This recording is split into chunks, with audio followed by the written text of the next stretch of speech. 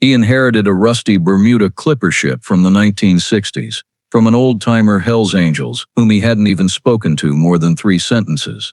The rotting ship was stuck dead in a forgotten dock at Key Largo, and everyone told him to sell it for a few bucks of scrap metal. But when Cole Iron Hand Maddox, a Hells Angels biker and the one raising his 10-year-old nephew, stepped onto that ghost ship, he discovered something that could turn his struggling garage life into a mystery worth $15 million, a secret that someone had killed to keep hidden for over half a century. Before we start this stormy story, hit the subscribe button, because tomorrow we'll bring you another story even crazier. Cole Iron Hand Maddox, 38 years old, member of the Hells Angels Florida chapter, started his morning like every day, opening the rickety garage in Gainesville, rolling up his sleeves and diving into the pile of customers' old engines. To many people he was a tattooed biker, reeking of motor oil and untrustworthy, but to those in the club, and to the 10-year-old boy Evan waiting for him after work every afternoon, Cole was the only support left. Since his sister passed away, he became the father, mother, and sole protector of the kid, even though life was pushing him to the wall. The garage was at risk of closing due to lack of customers. Rent was 3 weeks overdue. Evan needed money for after-school fees, but Cole didn't complain. Bikers live by honor and endure silently, without whining.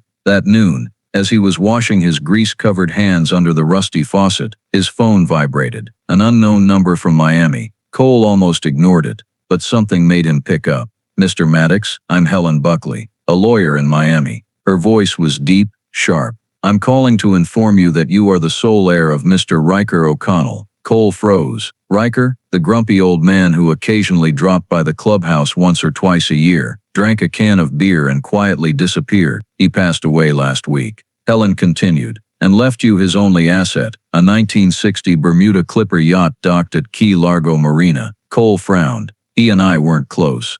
"I know," Helen replied. "But in the will, he wrote very clearly, only hand it over to Cole Maddox, no one else." Cole was silent. Helen added a sentence that sent chills down his spine.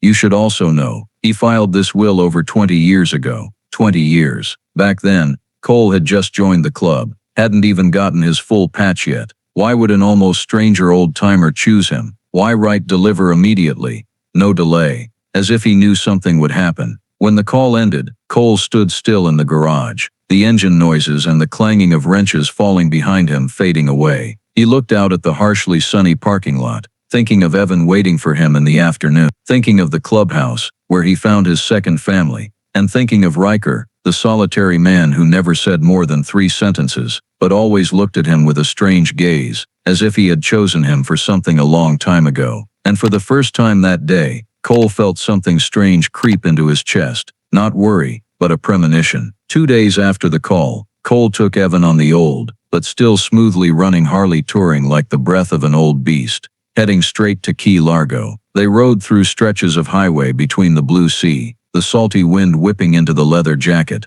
while Evan sat behind hugging Cole tightly, excited but unable to hide his anxiety. "Uncle Cole, Mr. Riker's ship. Does it look scary?" Evan asked through the wind. Cole replied, "No ship is scarier than your math homework," making the boy burst out laughing, but in his heart it wasn't as light as his words. When they turned into Key Largo Marina, Evan's smile faded. The marina was more dilapidated and desolate than Cole imagined. Rotting wooden piers, peeling signs, bay water, murky like stale tea, and dozens of ships lying tilted, abandoned like forgotten carcasses. The whole place was like a graveyard of rotted dreams. Cole parked the bike, led Evan to the harbor master's office. The small room smelled of stale cigarette smoke, the air conditioner clunking, and walls hung with pictures of big fish from long past fishing seasons. Tom Alvarez, the man with silver beard, sunburned skin, eyes narrowed from suspicion or memories, looked up when he heard Cole say his name. His face briefly changed, as if seeing a ghost. "You say you're who?" Tom asked again, still gripping the clipboard tightly. "Cole Maddox. I'm here to claim the ship according to Riker O'Connell's will." Tom set the clipboard down, leaned back, looked Cole up and down, then at Evan, then back at Cole as if trying to piece together some old puzzle in his memory. "Mr. Riker wasn't wrong," Tom muttered. "I used to think he made it up. Who knew?" Cole frowned. "What do you mean?" Tom didn't answer right away but stood up, signaling them to follow. He led them along the main pier, past luxurious yachts mixed with ships so rotten, they were just waiting to sink to the bottom. The deeper into the end of the dock, the marina became more silent and desolate. At the last slip 39, Tom stopped. Evan clutched Cole's hand.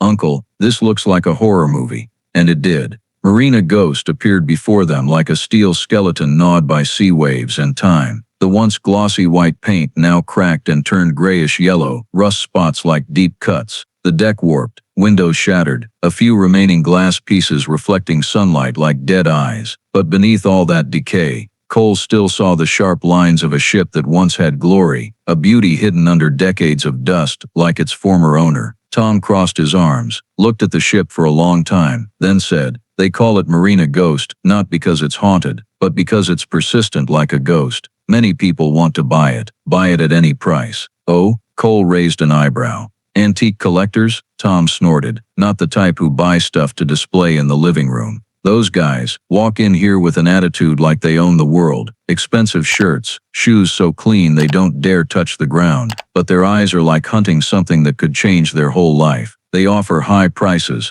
high to the point I find unreasonable." "How high?" Cole asked. Tom looked around to make sure no one was listening. "Over 200,000, for a ship worth maybe not even $5,000.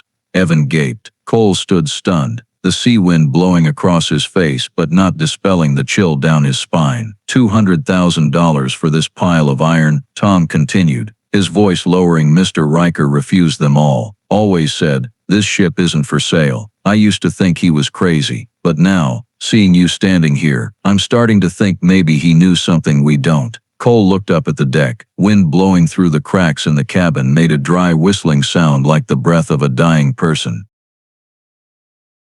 Marina Ghost stood there, not just as a rotting ship, but as a long-sealed secret waiting for someone to open it, and that someone, for some reason, was Cole Maddox. Tom turned, his eyes unusually serious. "Are you sure you want to take it over, Maddox?" "Since Mr. Riker died, a few people have come back here asking about this ship. Not the type you want to get involved with." Cole put his hand on Evan's shoulder, keeping him behind. "I'll take it," he said. "Whatever it comes with." Tom nodded, as if waiting for that exact answer. Then, he placed the old key in Cole's hand. "Good luck, and be careful, because in my experience, ships that get unusually high offers usually contain more than just steel and rotten wood." Cole gripped the key, looked at Marina Ghost again, and the premonition from Miami suddenly returned. Stronger, like waves crashing on rocks and echoing in his chest. Riker had left him something much bigger than a wrecked ship. Cole stepped onto the deck of Marina Ghost, the rotten wood under his feet creaking softly like a groan, while Evan clung close behind, eyes wide with both fear and curiosity. When Cole pushed the stuck cabin door, the rusty hinges screeched piercingly, a blast of musty smell mixed with aged metal rushing out, making both hold their breath. Inside was darker than he thought. Light piercing through the broken windows in long streaks illuminating the chaos of papers, ropes, old compasses, and objects covered in dust so thick that touching left fingerprints. Cole turned on the flashlight, the beam sweeping across the cabin walls, and he immediately saw the obsession of the former owner. Maps of the Caribbean islands pinned everywhere, red pen lines crossing through Cuba, Jamaica, Panama Canal Zone, then looping down to the Colombian Sea like a haunted repeated journey. The paper had yellowed, edges curled from humidity, some sheets in Spanish, some notes in English with uneven slanted handwriting. Evan bent down to pick up a hardcover notebook that was worn. "Uncle Cole, this looks like a treasure log," the boy said, whispering for fear of disturbing something in the space. Cole opened the book. The first page was numbers, coordinates, dates, weather symbols, but further in, short handwritten lines appeared. "No one must know. Can't let them find it. Hand it over to the worthy one." Next to some pages were thin layers of sea salt stuck. Not just journey logs. This was the diary of someone carrying a secret. Evan continued exploring in a childish way, crawling through piles of cables, opening creaking drawers, and then suddenly exclaimed, "Uncle, look at this." Cole came over. Evan held a dark wood frame, the glass cracked in one line but still holding the image inside.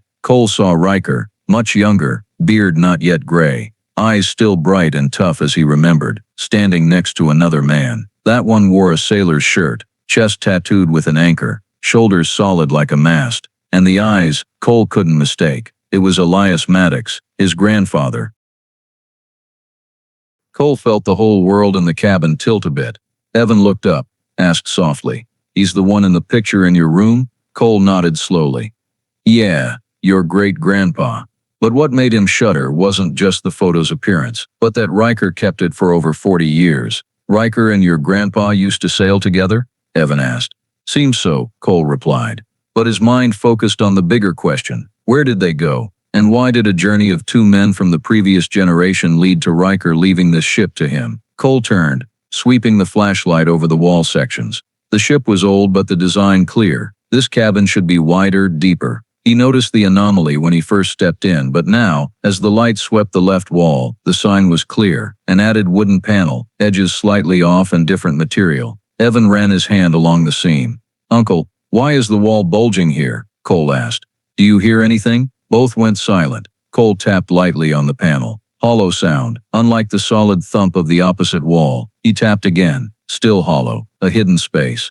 In Cole's heart, the biker intuition that had saved him many times on the highway whispered that this wasn't just a storage for boat stuff. This was what Riker didn't want anyone to touch. Cole tried pulling the panel edge, but it didn't budge. Sealed with old marine glue, almost turned to stone. He stepped back, looking at the whole cabin. Maps, coded notes, journeys around Panama, a photo of his grandfather, and now this abnormal wall, all like puzzle pieces placed together, waiting to be solved. "Uncle Cole," Evan called softly. "What do you think Mr. Riker hid here?" Cole looked at the boy, then at the dark cabin, the musty and sea salt smells blending like the scent of locked time. He didn't answer, not because he didn't want to, but because he knew any answer now would just be a guess. But one thing was certain, the people willing to pay $200,000 for this rotting ship, they knew the answer. Cole turned off the flashlight, standing in the middle of the cabin like at the crossroads of past and present. The ship wasn't inanimate. It held memories of his grandfather, held the secret Riker carried his whole life, and held something someone was desperately hunting. "Tomorrow," Cole said, placing his hand on the hollow panel,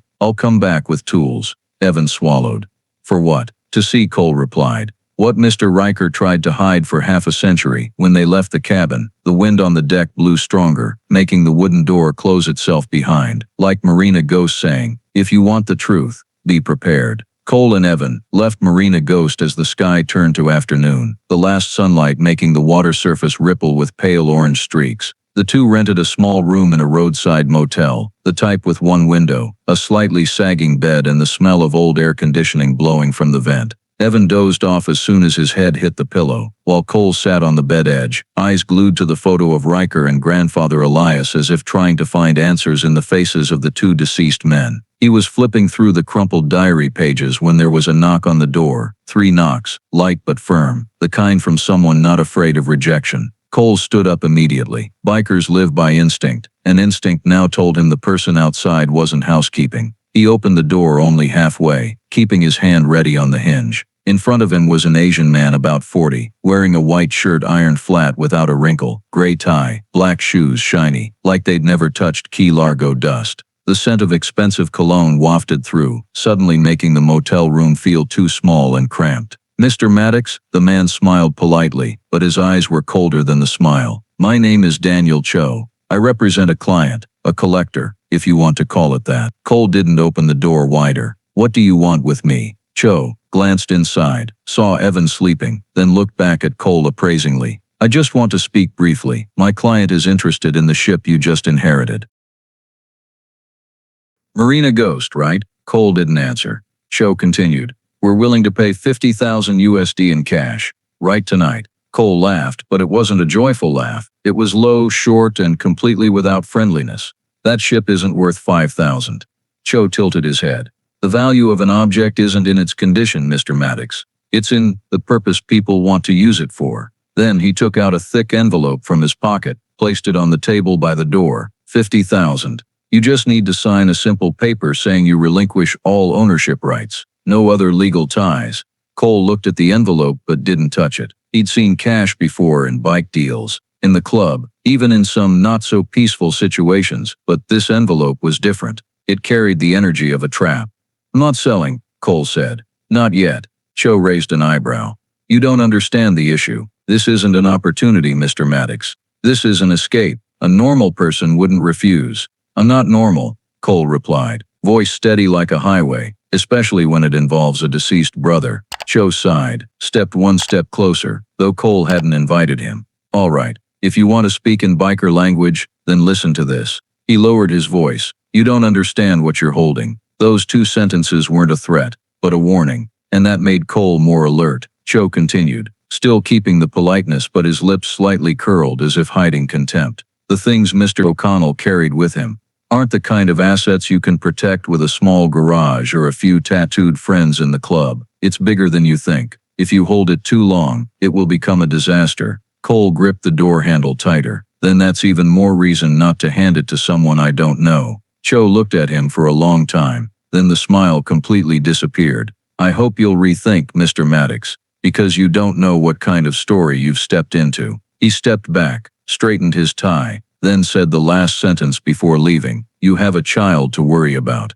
I don't. The motel door closed, leaving the dark room with only Evan's even breathing and the faint sea smell wafting through the door crack with the wind. Cole stood still, feeling like he'd just looked into the eyes of a beast that knew exactly what it was hunting. $50,000 just to buy a pile of scrap, the hollow wall, the photo of his grandfather, the Panama maps, all boiled down to one single thought. Guys like Daniel Cho aren't collectors, they're hunters of what Riker protected his whole life. That night, after Daniel Cho left and Evan was sound asleep, Cole opened his old laptop on the motel table, the faint blue light casting across his tense face. He wasn't the type to dig into someone else's past, especially not a dead old-timer's, but his gut told him that if he didn't start looking now, he and Evan would walk straight into something they couldn't walk out of. He typed Riker O'Connell into the search bar, but as expected, almost nothing came up. Just a few faded records from the 70s, a bar fight in Daytona, an arrest for disorderly conduct, a couple of grainy black and white shots of Riker standing beside vintage Harleys. Nothing about family, jobs, or where he'd lived the last 3 decades. Riker had vanished from society like a ghost, and now Cole understood the name Marina Ghost wasn't just for the boat. He started searching the 1960 Bermuda Clipper itself. This time the results made his eyebrows shoot up. The boat had been built at Newport Shipyard, but the first registered owner was a Panamanian businessman named Aurelio Vargas, who disappeared in 1969. Then the old articles appeared, yellowed with age yet still full of lines that sent chills down Cole's spine. Panama coup 1968. National gold reserves vanish. Suspected CIA involvement. 3 officers executed for treason. Cole leaned closer to the screen. The articles described chaos in Panama, anti-corruption purges, political infighting, military factions fighting for power, and most importantly, $20 million in gold from the National Bank of Panama, disappearing in a single night without a trace. According to the records, the gold was moved out on a private civilian vessel, but that vessel was never found. Cole felt his heart slam hard. Private civilian vessel, could that be Marina Ghost? He kept reading. The executed officers were named, but at the end of one article was a detail that stopped his breath. One of the 3 accused, Captain Elias Maddox, former U.S. Navy officer, sentenced to death in absentia after fleeing Panama. Elias Maddox, his grandfather. Cole leaned back, the motel chair creaking behind him. He tried to recall what his sister used to say about their grandfather, a disciplined, straight-arrow man who never once mentioned fleeing or treason. A man like that stealing a country's gold? Impossible. He opened more articles. They described Panamanian officials accusing foreign interference, the CIA denying involvement, forced confessions. One analysis by a history professor stated, the convicted men may have tried to prevent the gold from being used for secret anti-communist operations but failed. The files remain sealed, and the truth is buried. Cole's throat went dry. If his grandfather wasn't the thief but the one trying to protect the gold from being misused, then the story of the Panama coup had been twisted. And if Riker had sailed with Elias, like in the photo showed, then maybe the 2 of them got this boat out of Panama, carrying the missing gold. Hours later, Cole found the only interview that ever mentioned Riker. Homeless man lives on old yacht in Key Largo. The piece only said Riker lived quietly, kept to himself, and was wary of strangers. But the last line hit Cole in the chest. Mr. O'Connell always refused to repair the yacht or sell it, even for very high offers. He said, some things aren't mine to sell. Those words slammed into Cole the same way Daniel Cho's offer had. The ship didn't belong to him, but the responsibility did. He pulled up the torn maps from the cabin again in his mind. They showed repeated loops around Panama. Why would a broke, solitary, futureless man keep circling one of the most dangerous waters on Earth? Unless Riker wasn't hiding. He was watching to see if the old enemies were still hunting the boat. Cole remembered Riker's calm but thoughtful face whenever he dropped by the clubhouse, how he always sat in the darkest corner of the bar, listening to everyone talk but almost never joining in. A man like that didn't live without purpose. He lived waiting for the day to hand something over. And somehow that person turned out to be Cole Maddox. Now the pieces were clicking. Why Daniel Cho showed up so fast. Why they were offering insane money. Why Riker kept a photo of Cole's grandfather. Why the cabin had a false wall. The boat wasn't just an old boat. It was a historical container. A container of crime, conspiracy, and a truth no one had dared to publish. And Cole understood the biggest reason so many people were after Marina Ghost. If what was behind that wall was what they thought, it wasn't a few antiques or keepsakes. It was the missing national gold of Panama from 1968,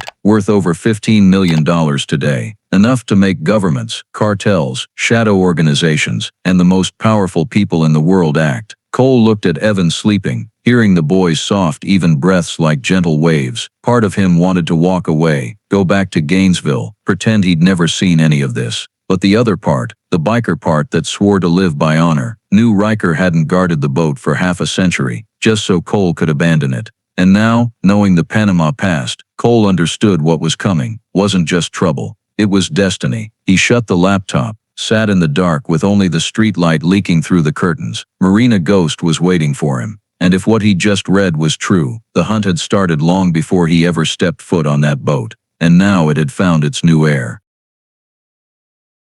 The next morning, while Evan was still asleep in the motel room and the sun had only drawn a thin line of light across the Key Largo Sea, Cole was already back on Marina Ghost. He didn't call Tom Alvarez and didn't want anyone to see him.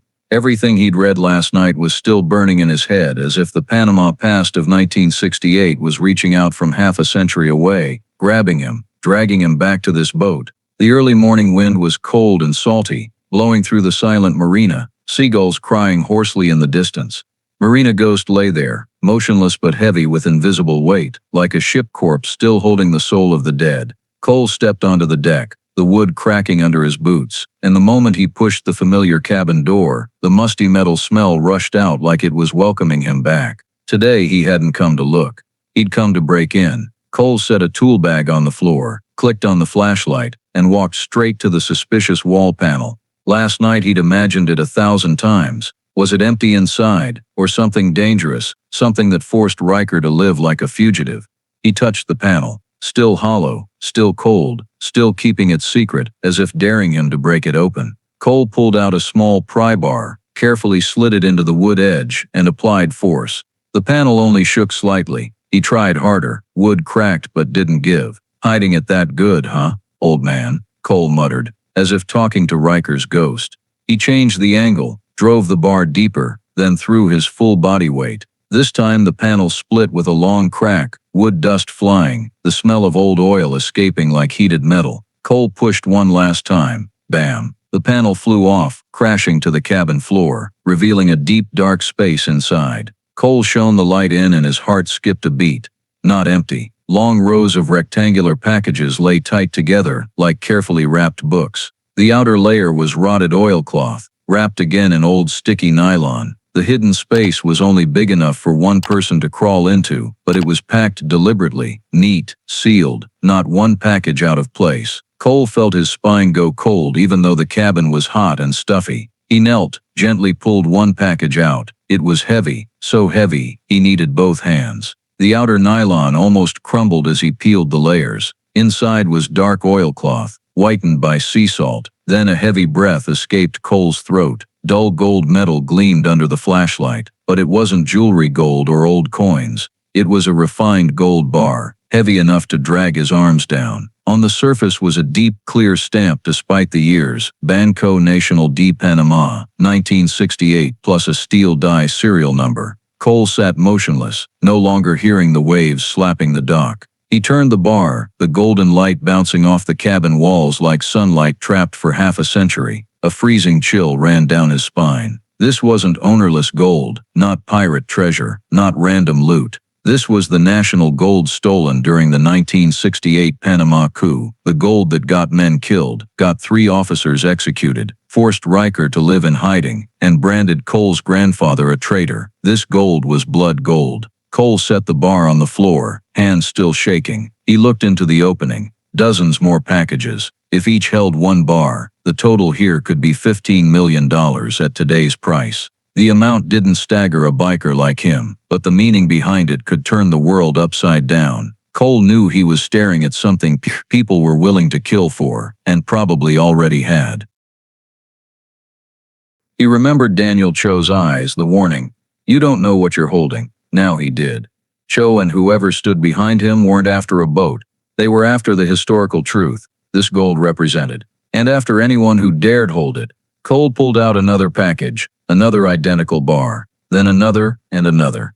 His eyes shifted from shock to duty. He began to understand the fear Riker had lived with for nearly 50 years. A life with no family, no close friends, no home, just living with a secret heavier than any yacht. And now Riker had placed that weight on Cole's shoulders. But why? Why him? He touched the engraved bank name, imagining Elias Maddox looking at these same bars before everything fell apart. Maybe Elias wasn't the traitor the files said. Maybe he tried to stop a crime and paid with his life. Cole clenched his fists. Something familiar rose in him. Not fear, but anger. Anger that the truth had been twisted. Anger that they smeared his grandfather as a traitor.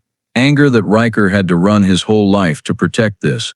And anger that men like Cho dared threaten Evan. Cole slipped 1 bar inside his jacket like an oath. This couldn't fall into the wrong hands.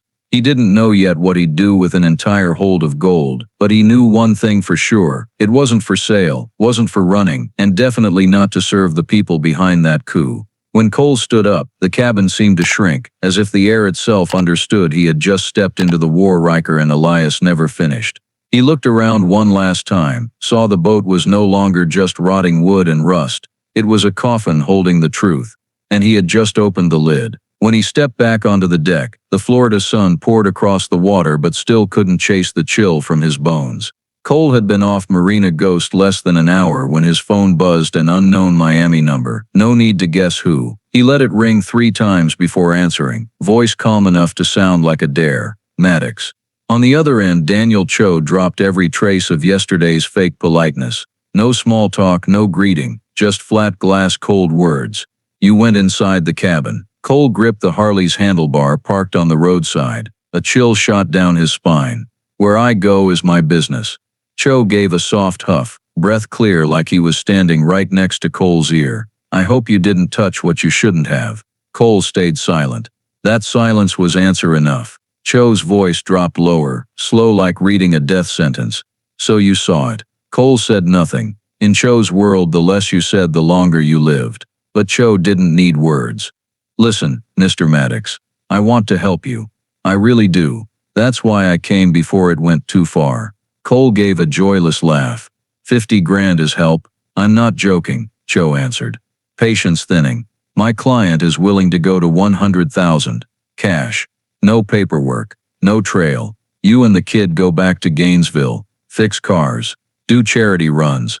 Drink beer with your biker buddies. And pretend you never saw those bars. The words the kid made Cole's eyes go dark. Evan's got nothing to do with this. Cho paused a beat, then spoke so softly it was terrifying. Maddox, nothing in this world is nothing to do with this. Especially a single man raising a child that isn't even his blood. That situation is very vulnerable. Cole's knuckles went white on the phone. Watch your mouth. Fia. Time. Cho wasn't scared at all. I am watching my mouth. If I told you what actually happens if you keep the boat, you wouldn't sleep tonight. Cole stood frozen, not daring to look toward the motel though he knew Evan was there. His breathing felt strangled. Cho went on, voice even, but carrying something cruel like a blade sliding over stone. I know you're a biker. I know about honor, code, loyalty, all that. But your code won't stop a kid from getting hit by a random car or kidnapped by some homeless guy. The cops will never find. You understand? Cole closed his eyes a second. If it was just him, he'd hang up and come looking. But Evan was just a kid. A kid who lost his mom and clung to Cole like a lifeline. Cho had hit the only weak spot. 100,000. Cho repeated like bargaining for a broken watch. You hand over Marina Ghost. Nobody gets hurt. Nobody dies. Very fair deal. Cole opened his eyes. Voice low, rough. No hesitation left. You think I'm scared of you? You think I'll hand over what Riker guarded half his life? Cho didn't hesitate.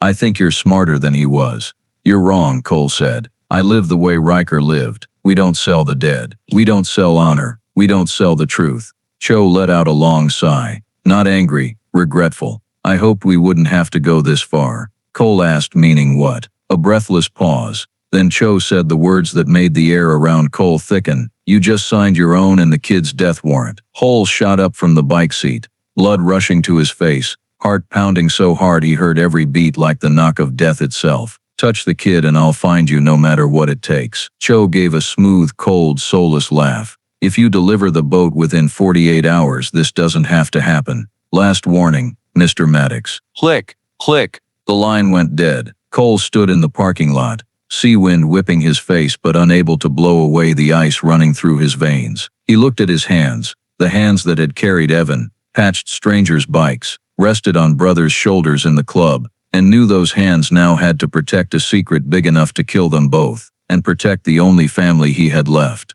A biker can take a lot, but there was one thing he would never do: betray a fallen brother. Riker had chosen him. Grandfather Elias had been slandered, and this gold, no matter the price, wasn't worth more than honor. Cole had just gotten Evan on the bike and pulled out of Key Largo when the phone buzzed again. Not a call, but a single text from a blank contact with no profile picture. If you want the kid safe and want to know why Riker chose you, come to Key West Pier 3, midnight, alone. Cole stared at the short message and felt like someone had just laid a cold hand on the back of his neck. It wasn't Cho. Cho didn't talk like that. This was someone else, someone who knew more, someone testing whether Cole was even worthy of the truth. Uncle, where we going now? Evan asked from the back seat, his small voice twisting Cole's heart. Cole forced a calm smile. Back to Gainesville first, then I'll figure the rest. But the truth was he couldn't bring Evan there. Cho already knew where he lived, which garage was his, who Evan was. Cole spent the whole afternoon making arrangements. He took Evan to stay with a rock-solid brother he trusted with his life, Duke Bulldog Harper, a man no one could buy or scare. I'll guard the kid with my life, Duke said, hand on Cole's shoulder like an oath. Night fell, and Cole hit the road alone, roaring south toward Key West, the last stop for lost souls. It was a long ride, sea wind whipping hard, moonlight glittering on the water like broken metal. The Harley's growl echoed down US 1 like his own heart racing for whatever waited ahead. At 11:57 p. Parkard, mutters Cole killed the engine and stood at Pier 3 in Key West Harbor. The air was salty and cold. Small boats rocked lazily. Everything was too quiet, like the whole marina was holding its breath for him. Maddox, a raspy old voice, rose from the shadows. Cole spun. A man in his 80s stepped out of the cabin of an old sailboat. Thin but tough, back slightly hunched, skin baked by the sun, eyes black and deep as if they'd watched a whole century burn. I'm Santiago Reyes, he said, voice carrying a Panamanian cadence. I've been waiting for you almost half my life. Cole's eyes widened. You know me? Santiago nodded. You look like Elias, especially the eyes. Elias Maddox, his grandfather. You knew my grandfather? Cole asked, voice catching. Santiago motioned him into the small sailboat cabin. Inside smelled of old wood, strong coffee, and deep-soaked sea. He sat, hands braced on his knees like he'd been carrying invisible weight for decades. More than new, Santiago said quietly. I fought beside him, and beside Riker. Cole sat across from him, heart pounding so hard he thought Santiago could hear it. Why did Riker leave me the boat? Santiago looked straight into Cole's eyes without blinking. Because you're the last of Elias's blood who can still fix history's mistake. He pulled out a hand-rolled cigarette, lit it, and began. I'm going to tell you what the world was never allowed to hear, what made both Elias and Riker die slow deaths because of it. Then Santiago started. Panama, 1968, the night of the coup. Army split. Government collapsed in hours. Chaos swallowed the streets. In the middle of it all was another plan, one never written in any history book. A group of Panamanian officials colluding with certain Americans quietly moved the nation's gold reserves out of the country in exchange for power and money. Elias Maddox, an American captain, was hired to transport secret cargo through the canal, but when he discovered the cargo wasn't equipment or documents like they claimed, but the country's gold, he lost it. Elias refused to go along and swore he'd return the gold to the legitimate government. They called him a traitor, Santiago said, voice breaking. But the truth? He was the only honest man there. Elias was hunted, sentenced in absentia, branded a traitor. The officials vanished with the gold, and when Elias ran, only one man went with him, Riker O'Connell, a young sailor with absolute loyalty. I heard Elias died trying to draw the military away, Santiago said, eyes shining. But Riker lived. He took the gold, kept it from ever funding more killing. Why didn't you tell the truth? Cole asked. Santiago gave a bitter laugh.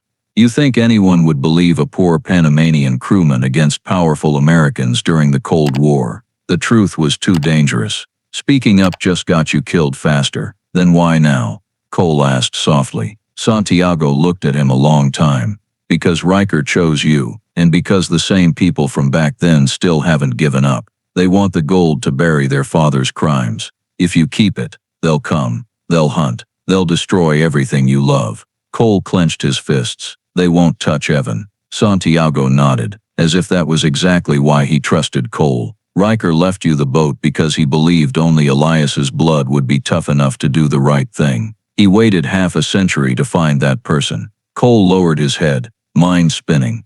A Gainesville garage biker had just become the heir to a historical secret, a bloody legacy. But when he looked up, his eyes were different, sharper.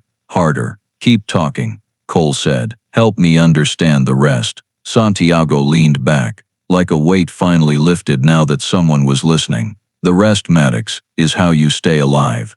In that moment Cole understood. Riker hadn't just given him a boat, he'd handed him a war. A war neither his grandfather nor old Riker ever got to finish. And now it was Cole Maddox's turn to fight it, even if it cost him his life. Cole left Santiago's sailboat close to 3 in the morning, sea wind slapping his face but his brain burning like an over-revved engine. Salt and engine oil clung to his jacket sleeves, mixing with the crushing thoughts on one side Evan, the only kid he had left, on the other the truth. His grandfather and Riker died protecting. Every step on Pier 3 felt like walking 2 different roads. Road 1, keep the gold. Even a single bar would put Evan in a good school. Give him a real house, a life without scraping by. Cole grew up with grease under his nails, freezing winters in an unheated garage, dinners of canned beans and stale bread. He swore Evan would never know that life, 1 bar alone, was a year's worth a year of garage income. But then his mind yanked him down the second road, the road of Elias Maddox, of Riker O'Connell, men who chose sacrifice over betrayal. Cole leaned on the pier railing, staring at black water shattered by moonlight. If he kept the gold, how was he any different from the men who killed Elias? How was he not spitting on every year Riker lived like a ghost? Biker code isn't written down, it's in the blood. When a brother trusts you with his legacy, you don't betray that trust for cash. Cole remembered the first time Riker showed up at the Gainesville clubhouse, quiet, barely spoke, but his eyes held coiled spring power and regret. The old man never asked anyone for anything, yet he chose Cole in his will. Chose to hand him a secret dozens of powerful people wanted erased from the earth. Not coincidence.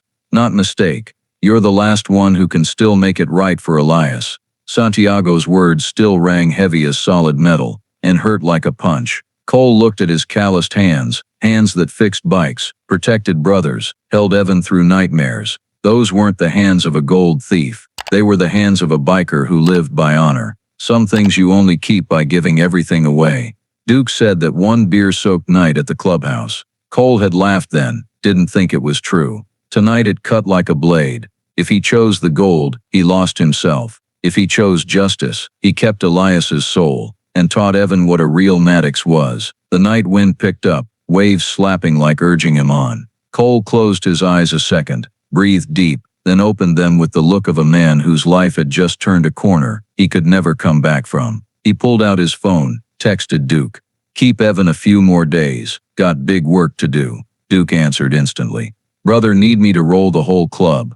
Cole stared at the screen, lips curving into a hard smile. Not yet, but if I call, it's the last ride. He pocketed the phone. No more hesitation, just razor-sharp will. He wasn't keeping the gold. He was giving it back where it belonged. Not to any government, not to the rich trying to bury their crimes, but to the Panamanian souls who bled for it. To Elias Maddox, who tried to do right in an age that strangled truth. To Riker, who lived 50 years as a ghost to guard it. And to Evan, so the kid would grow up knowing his uncle chose conscience over money. Cole turned and walked off the pier, steps heavy but sure. They might hunt him, he might die, but bikers live and die for what they believe in. And Cole Maddox had just chosen his road. A road full of storms, but the right one. And for a biker, right matters more than safe, more than rich, more than alive.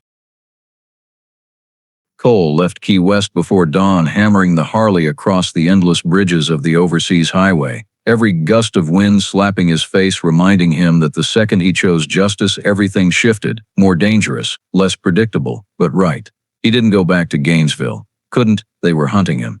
Santiago had been right.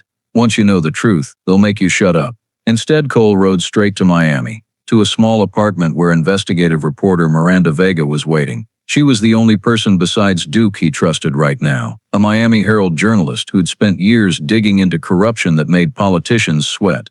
You bring what I asked? Miranda asked. No small talk. Cole nodded, set a tiny recorder on the table, the one she'd passed him through a trusted brother. Cole's setting up a meet, Cole said. I need every word they say on tape. Miranda raised an eyebrow. You understand this isn't just a property deal, right? This is politics, history, and people rich enough to buy a small country. Cole met her eyes, voice low and certain. They threatened my nephew. That doesn't slide. Miranda held his gaze a few seconds, then nodded, like she just confirmed Cole Maddox wasn't the kind of man who bends. She opened her laptop, pulled up a list of suspects tied to the Panama gold her team had been tracking in secret for years. You're meeting the second generation, she said. Kids of the men who stole it in '68, raised in mansions, Ivy League, boardrooms, used to giving orders, not used to hearing no.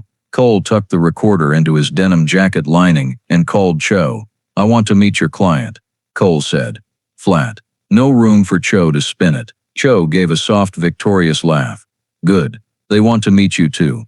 Mutiny Hotel, Coconut Grove. This afternoon. Mutiny Hotel. The name alone told Miami locals it was a den for shady deals since the '70s, cocaine parties, money laundering, power quietly changing hands over crystal glasses. Cole arrived early. He walked into the lobby looking every inch the tattooed biker in faded leather, eyes cold and calm. The front desk staff gave him wary looks, the kind reserved for trouble they didn't want. Cole didn't care. He wasn't here to impress. He was here to plant a bomb under the feet of people who thought blood gold was their birthright. Cho showed up on time. Face unreadable. You alone. Told you I wasn't selling. Cho smiled. We'll see if you still feel that way in a minute. They rode to a private meeting room on the 6th floor. Floor-to-ceiling glass overlooking glittering Coconut Grove in the late sun. 3 people were already seated. A silver-haired woman around 70, eyes sharp as a scalpel, a 40-something CEO type straight out of Forbes, and a 30-ish woman in designer clothes with undisguised contempt in her eyes. Cho made introductions. Mr. Maddox, meet Mrs. Audrey Whitlock, Mr. Marcus Kane, and Miss Eliza Kane. They represent the family that actually owns the property you're holding. Cole didn't sit. That property never belonged to your family. Marcus Kane leaned forward, smirking. You talk just like Riker O'Connell used to, stubborn, stupid, and clueless about his place. Eliza Kane sipped her wine, eyeing Cole like inventory. Riker never understood this game is bigger than one runaway sailor. And you, Maddox, you're just a biker. You have no idea the power you're up against. Miss Whitlock set her teacup down, voice calm but cold as steel. Let me be clear. That gold was removed from Panama to serve national security interests at the time. My father and others risked their lives for that goal. The poor Panamanians crying for justice, how touching. But the world doesn't run on ideals. Cole clenched his fists. The recorder under his jacket caught every razor-sharp word. Marcus Kane continued. Riker O'Connell stole national gold. Your grandfather, a lunatic named Elias Maddox, They weren't heroes, they were criminals. Like you. My grandfather tried to return the gold. Cole growled through his teeth. He died for it. He died, Whitlock corrected. Because he didn't know when to accept reality. That gold can never go back to Panama. It belongs to the families who kept the secret for half a century. And now it belongs to us. Eliza tilted her head. You should understand, Maddox. Men like you disappear at sea, and nobody asks questions. Diving accident. Biker brawl. Highway skid. Marcus added. Or worse, a child snatched on the way home from school. Cole's heart seized. They just mentioned Evan. For the first time in the meeting he wanted to snap someone's neck, but he stayed silent. The recorder kept rolling. Whitlock laid out the offer. $100,000. Sign, hand over the boat, we're done. Cole stared straight into her eyes, into the black heart of greed.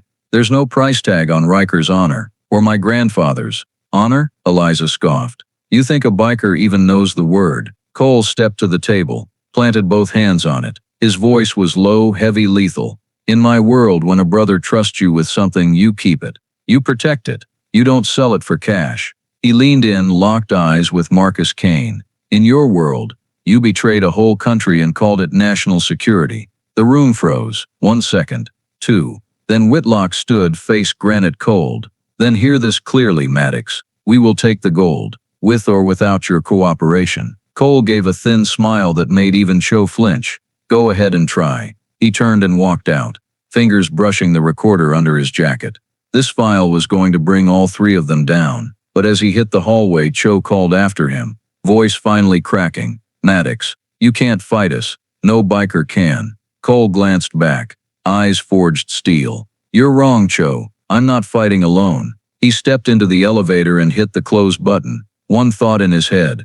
This isn't just my fight anymore. This is a whole legacy's war. Cole left the Mutiny Hotel with the recorder still hot in his jacket pocket, heart pounding but mind clear as a Harley headlight cutting through fog. He knew he was a target now. Not the boardroom threat kind, but the real kind. The kind hunters wouldn't stop until he was erased from the Florida map. He had to get to Marina Ghost, grab the remaining evidence, then link up with Miranda to drop the tape. But when his Harley rolled back into Key Largo Marina, the air was wrong, too quiet, too clean, too staged. Cole killed the engine, and every hair on his neck stood up. That biker's sixth sense, the one that had kept him breathing through fights most people would piss themselves just hearing about, was screaming. He walked slow, hand resting near the K-bar strapped to his belt. Before he even got close to Marina Ghost, the unmistakable click-click of rounds being chambered came out of the dark. Maddox. A low male voice, Mexican-Cuban accent. You fucked with the wrong people. 3 guys stepped into view,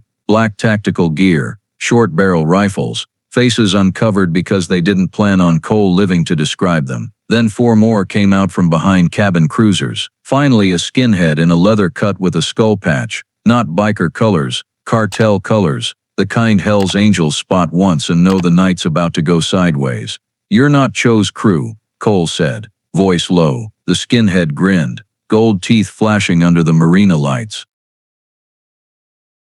Nope, I work for different people. People who want the gold. People who don't want newspapers knowing shit. People paying top dollar to take your boat before you fuck up anymore. Cartel. Of course, when politics touches gold and history, cartel is always the cleanup crew. Hand over the boat. The passwords. The location of the gold, the skinhead said.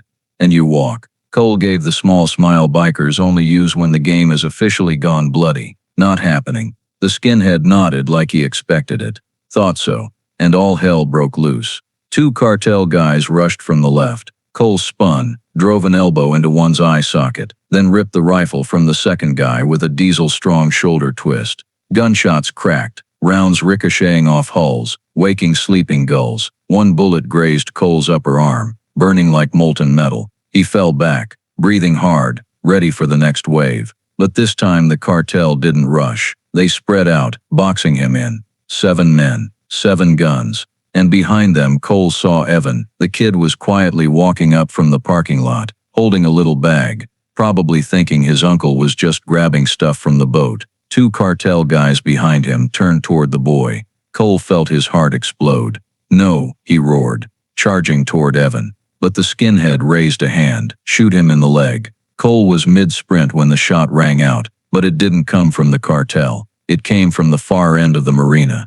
Then another, and another, then two more. Then the whole place shook with the most beautiful sound Cole had ever heard. Harley-Davidson thunder rolling in like Judgment Day over the overseas highway. The cartel spun. Headlights cut the night in half. The growl grew until the water itself vibrated. From the marina entrance road poured black silhouettes, leather cuts, red and white patches, faces forged in night fights. 30 Harleys. 30 Hells Angels, Florida.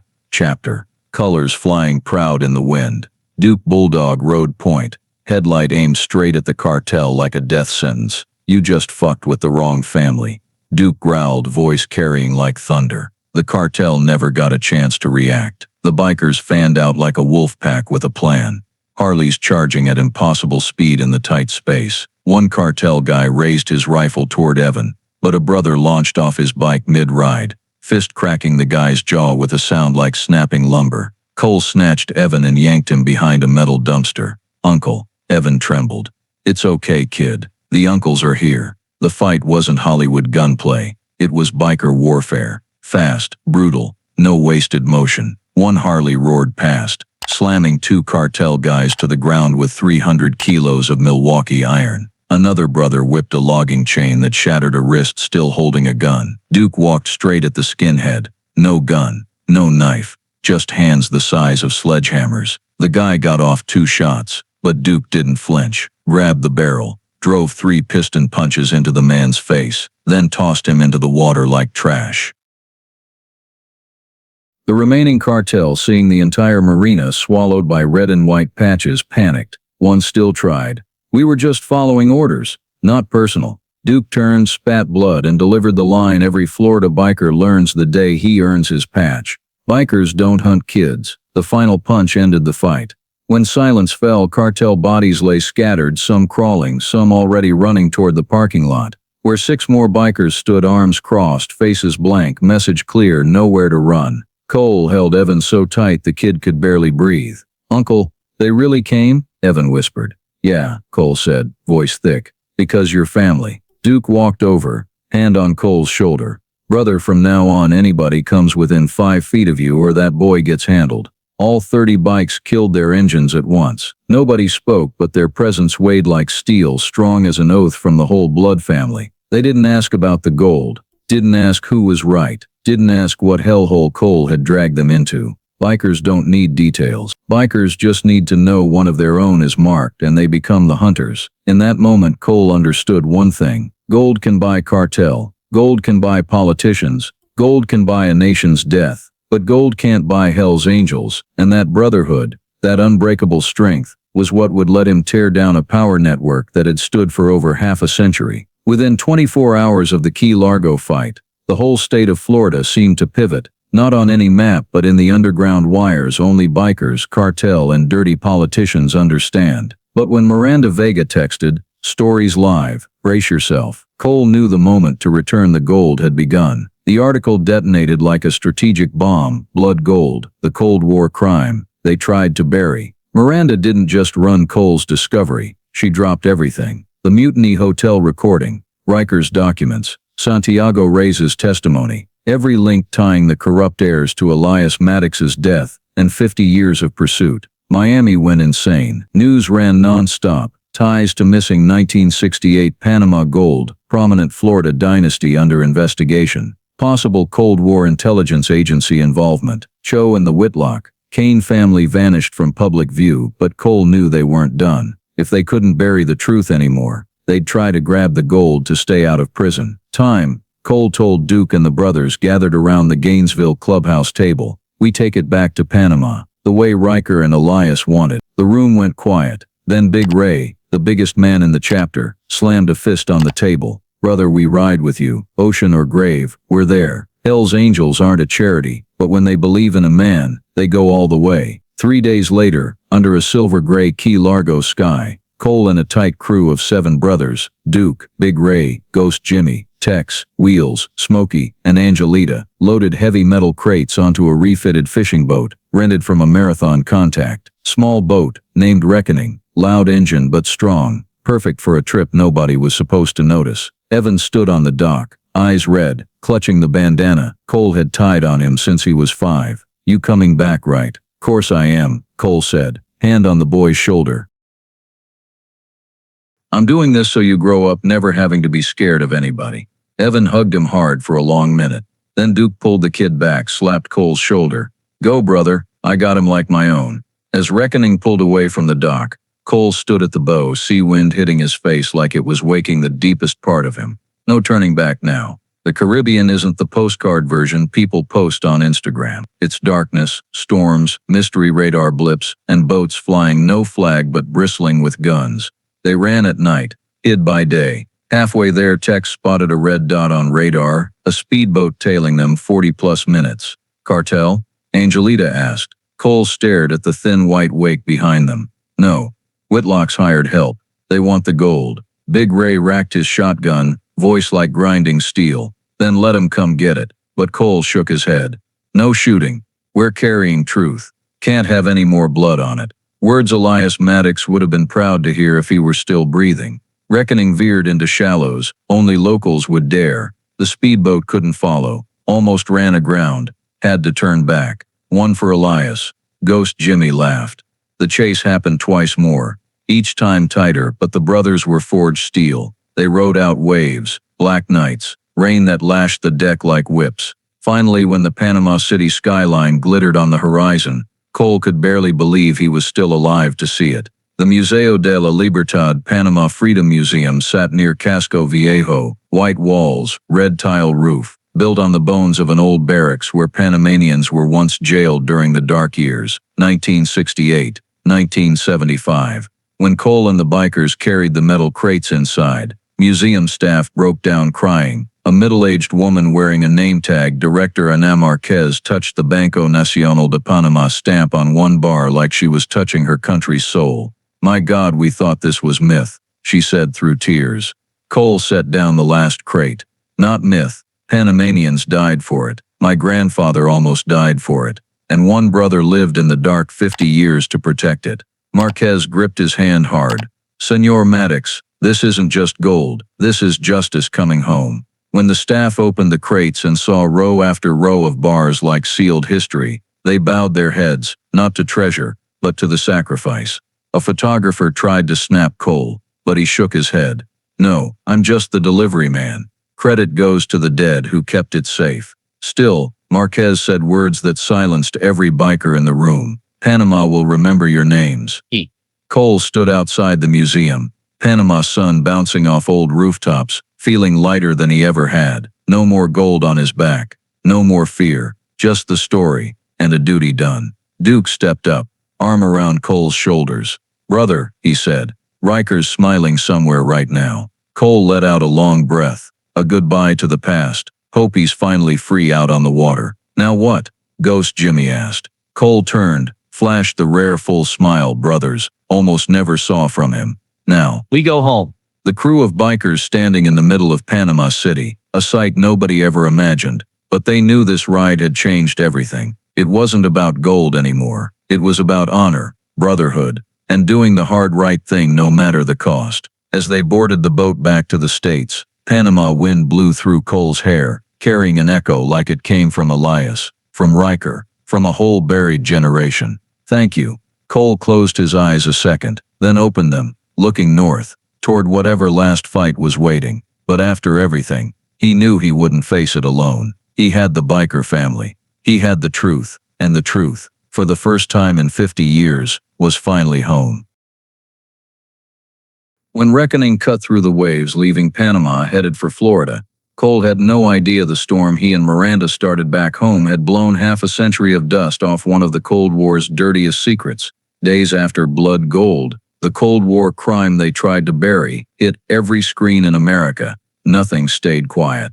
Not Miami, not Washington, not the moneyed elite. Mainstream news and social media exploded. CNN red banner, suspected ties of U.S. officials' descendants to 1968, Panama gold heist. ABC, leaked mutiny hotel audio, threats, bribes, generational corruption. Miami Herald follow-up, The man at the center, Florida biker Cole Maddox. Overnight, the nameless mechanic became the focal point of a national argument. But what shocked Cole most was the public didn't turn on the bikers. They turned on the powerful families who thought they were untouchable for 50 years. From Gainesville to Jacksonville, Orlando, Tampa, then LA, New York, posts went viral. Hell's Angels protected a child. Politicians threatened one. Who are the real criminals? Respect to the bikers, they live more real than the suits. Miranda Vega went on late-night shows and dropped a line that left the host speechless for seconds. If it weren't for bikers the people society mocks or fears, this truth would still be at the bottom of the ocean. Meanwhile, in Miami, the world of Daniel Cho and the Whitlock Kane dynasty collapsed like a house of cards in a hurricane. FBI hit Cho's law office, file cabinets sealed, laptops seized. Cho walked out in cuffs, still polished but eyes no longer in control. Audrey Whitlock was hauled before a federal inquiry committee, questions cutting like swords. Did you know the gold's origin? Did you participate in covering up the Panama robbery? Are you connected to violent groups silencing the truth?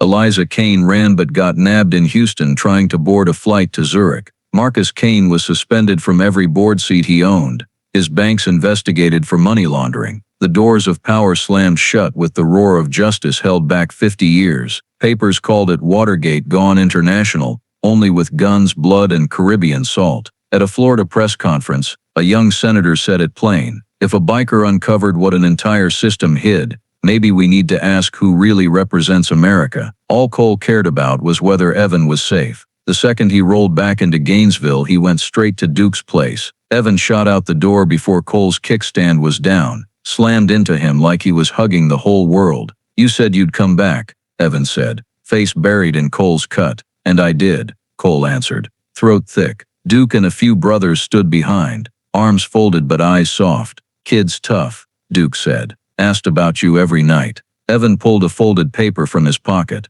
I wrote a prayer letter for you. Sent it to Grandpa and Mr. Riker too. Cole took the paper, heart squeezing when Evan added, I think they helped you. Cole knelt, hands on the boy's shoulders. Yeah, I think they did. That night the Gainesville clubhouse blazed with light like a celebration, not because Cole wanted glory, but because the brothers wanted to welcome home a man most figured would come back in a box. Smell of barbecue, guitar riffs, Harleys idling out back, the sound of chosen family. When Cole walked in, the whole room stood. Silence for a few beats. Then Big Ray raised his beer and roared, to Iron Hand Maddox, the man who gave a whole country its justice back. The place erupted like thunder. Cole just shook his head. I didn't do it alone. Duke slung an arm around him.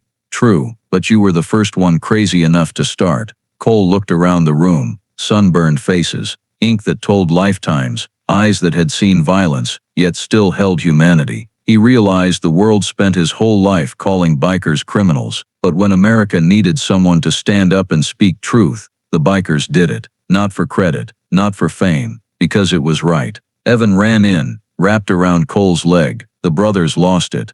Chapter's little badass is here. Toughest kid in Gainesville. Cole laughed.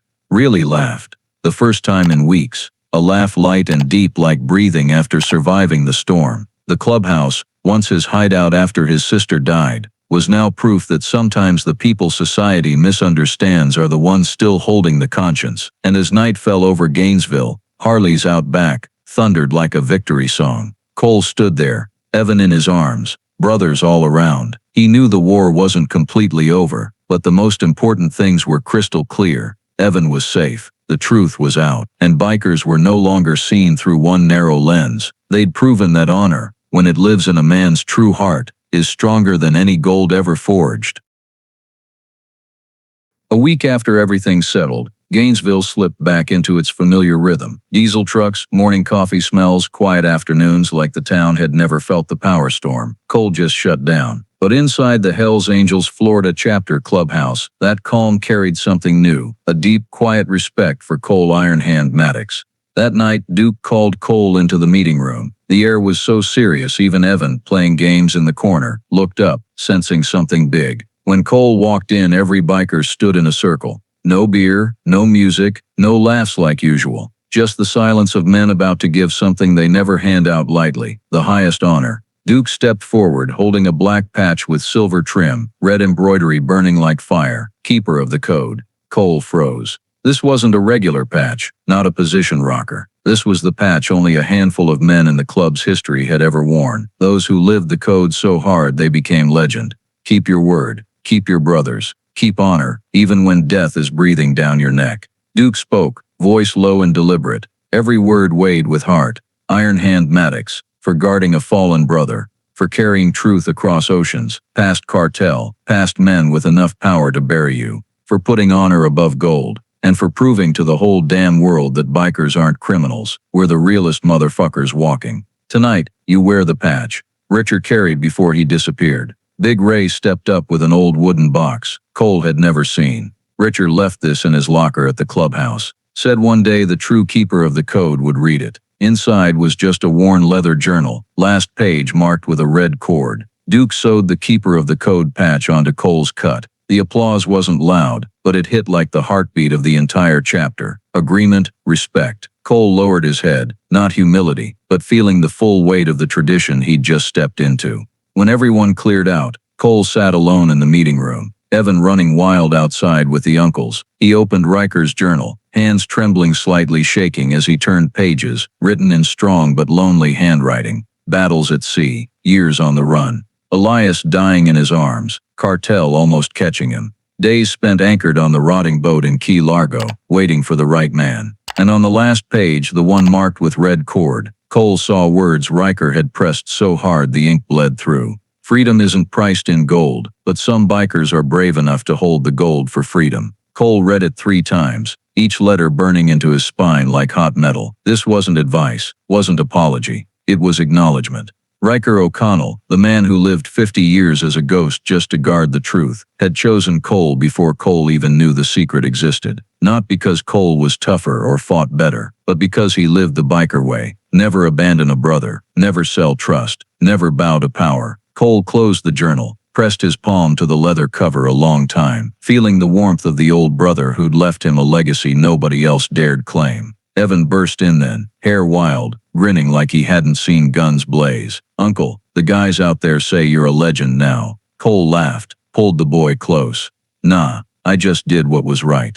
Evan leaned against his shoulder. "Doing right, is it always hard, Uncle?" Cole looked out at the parking lot, where brothers Harleys sat in a perfect line, sunset bouncing off chrome like eternal fire. "Yeah, Evan," Cole said softly. "But it's worth more than gold." When night fell over Gainesville, in the little clubhouse of an outlaw chapter the world once judged, Cole understood what Riker and Elias had known all along. Gold can be lost, stolen, buried. But honor, when carried by men who live and die for each other, never dies. And that's the real biker legacy. Not the iron, not the thunder, not the patches on our backs, but loyalty, truth, and the fight for what's right, the kind of thing even history can't bury. In the darkness, Cole Maddox, keeper of the code, stood beside Evan, hand on his Harley. He didn't need gold to know he was rich. All he needed was the one thing bikers leave behind: honor. If you love stories about honor, loyalty, and people who stand up for what's right, hit subscribe so you don't miss the next ride. See you in the next story, where the truth always roars like a Harley running wide open in the night.